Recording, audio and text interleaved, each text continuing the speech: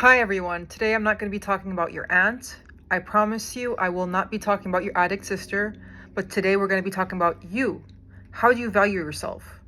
And this has a lot. I'm now transitioning to pillar number 3 of healing, which is loving God by knowing God and knowing yourself.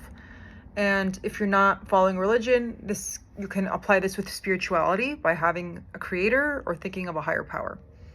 So, I want to ask you a really good question. What is your worth? What is your value based upon?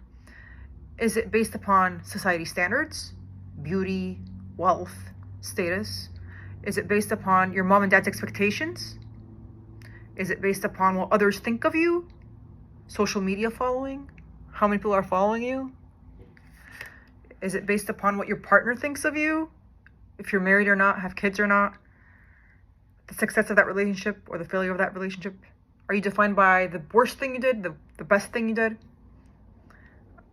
So, unfortunately, like, women may be told that they are only valued for their virginity or their youth or beauty in certain movements or cultures, and men may be told that they're only valued if they have money, status, and physical strength.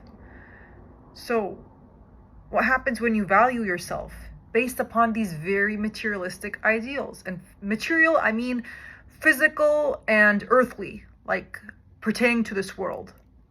That's what I mean by material ideals.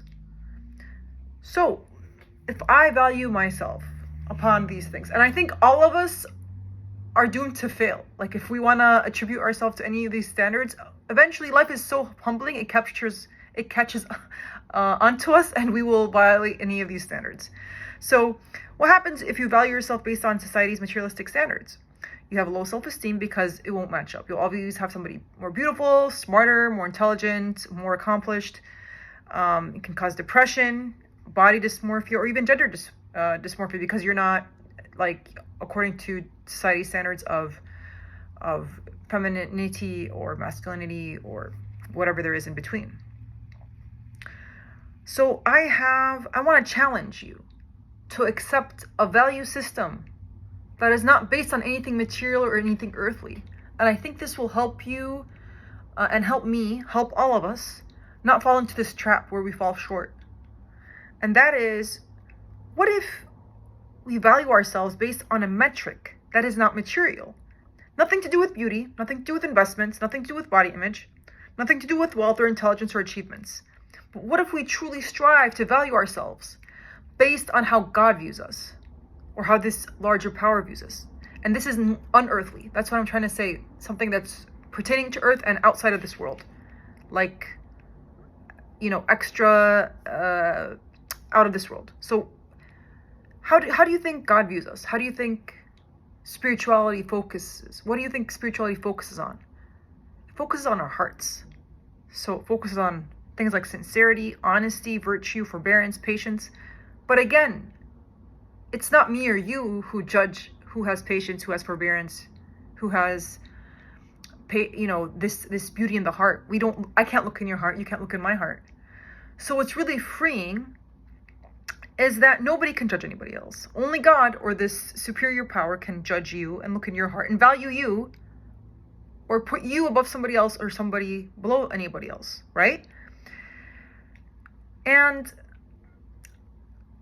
this means that we should be very careful on who we overlook in society, because it might, they might not be known in earth. Like, this person may be valued by God or this higher power and be very well known by all the angels in the sky, but unknown to us because he has 0 followers. He or she's not on the internet. They're off the grid.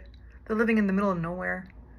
And they're just they have a pure heart, free of prejudice, free of racism, free of bigotry.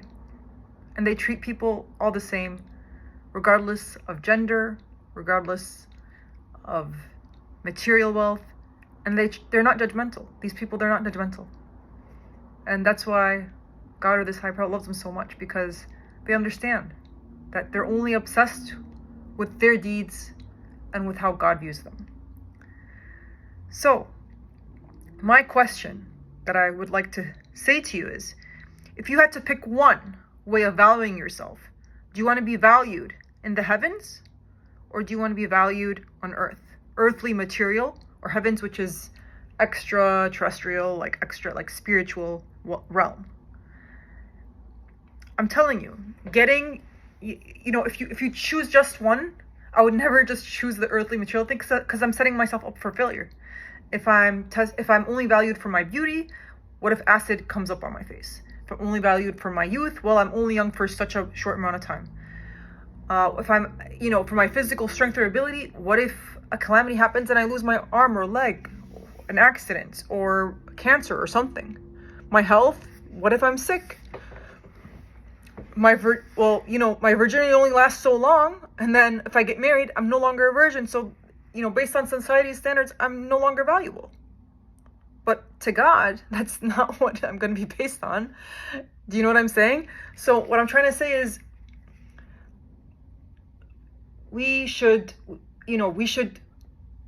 this would be so freeing if we love ourselves and seek only the Creator on how He views us. We can make right decisions, we can make moral decisions, we can sleep really well at night. And I'd like to end this with a few quotes from Viktor Frankl's book, which is Man's Search for Meaning. Everything can be taken from a man but one thing, the last of human freedoms, to choose one's attitude in any given set of circumstances, to choose one's own way. He also said, when we are no longer able to change a situation, we are challenged to change ourselves. Between stimulus and response, there is a space. In that space is our power to choose our response. In our response lies our growth and our freedom. So this is amazing because we all have, it's all about perspective. And when we free ourselves of the material world, we'll be able to connect with our authentic selves and what gives you least anxiety. But if we're always catching up with the Joneses, trying to get bigger lips, trying to get bigger behinds, trying to get bigger body parts, trying to look younger, you're focusing on the things that really don't matter. And the more that you're just worried about how God perceives you, not people, the more you will do the inner work, the more God will give you healing, whether it's from those unhealthy attachments in childhood or the trauma or the survival adjustments that you had to make. You have a relationship with God, that love will help you heal. I'm telling you, that love will help you heal. And you will realize that your value is not based on your body parts, it's not based on your bank account. And the biggest testament to that is what's going on in Gaza right now. They did this mental exercise way before, all this happened. And that's what I recommend to you. I think we all need this exercise. What if I lost my limbs? What if I lost my beauty? What if acid came on my face? What if I lost my child? Am I still worthy? Does my life still have meaning? And yes, it does, because this life is just a test. Life is incredibly humbling. Believe me, you will lose a lot more than you ever think you will. And we have to be prepared mentally for these things in the good days, not to be anxious about it. Be thankful, but realize this is not what makes you you. And whatever is given to us now is a gift. That gift can be taken. And if we lose the gift, it doesn't mean that God hates us, doesn't mean that we're doomed, doesn't mean that we're cursed. It just means, you know what? I need to really realize my value was never attached to these things. And this is a test. So I'm here to tell you, this will help you heal. Focusing on what you are, knowing who you are, not in anybody else's eyes, but on God's eyes, knowing God, having a relationship with God, having that spiritual compass, having that, it will help you get to know who you authentically are. And it will help you in the bad times, as long as you acknowledge it in the good times as well.